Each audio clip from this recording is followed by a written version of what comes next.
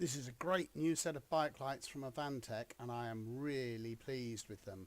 Let's have a look at them coming out of the box.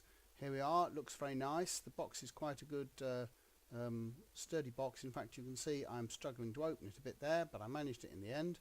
There's the rear light coming out, and the bracket for the front light as well, look, and there's the batteries going into the rear light. The rear light batteries that are supplied are just ordinary batteries. They're not rechargeable, but you can obviously replace them with rechargeable when they run down. And there we are. You've got the lines it projects onto the road, which are a very good notice feature. You shouldn't really ever set lights that are fastened to your bike to be flashing. I know they get noticed very easily, but it's against the law and they can be a bit distracting to other road users. And there's the front torch. It's a good solid long torch. You could use that as a torch as well as just as a bike light, and I think that is part of the idea.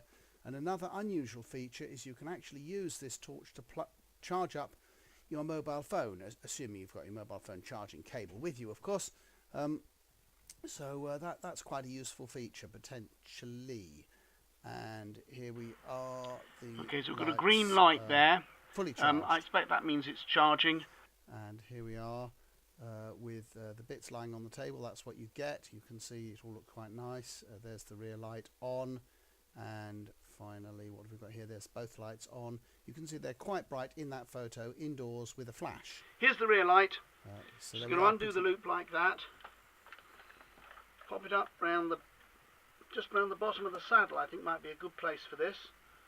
So I'm just going to put the screw, push it right through to make life a bit easier for myself. Turn that down out of the way for a minute. Push it right through.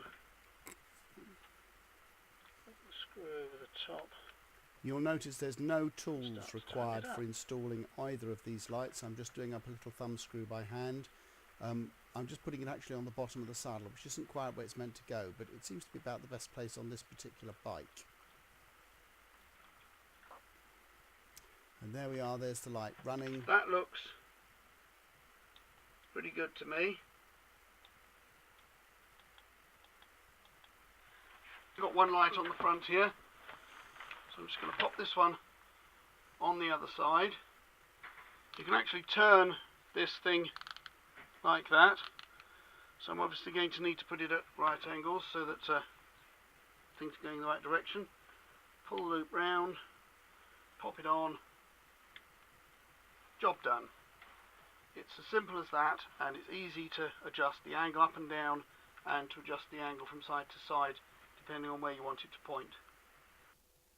And there we are outside, and again I used the flash on my camera when I took these photographs, so you can imagine how bright the lights are to come out like that. Here we are then, doing a bit of filming with the lights on the bike. You can see the front light on the handlebar here. It's easy to turn to be any direction you want, and you can also twist it down and up depending on whether you're riding in traffic and how far ahead you need to see. So that's excellent, and compare it with the ordinary one that we've got on the other side, which is a good light but nowhere near as bright. And then here we have at the back, this is the back light. It's just screwed on just immediately beneath the saddle, so it's as high up as it can be. We'll see how it gets on there. And I have, as I said, put a bit of tape around it because I found in the past that these things have fallen off, which isn't good for them. I think they get a bit of vibration. So there we go. And there's the other light on the back. Again, you can see it's a good light that I had on there before, but this second one is much brighter. I like to have two sets of lights on bikes really, because that way I can be sure there's always going to be one set working. That's about it really. Oh, just another little thing. The little indicator on the top of the front light there, you can see it's glowing green. It'll start to flash red when the thing gets down to about 15% when you need to recharge it. As long as it's green, you can not only use the light to see, but you can also use it to recharge your phone if you have to.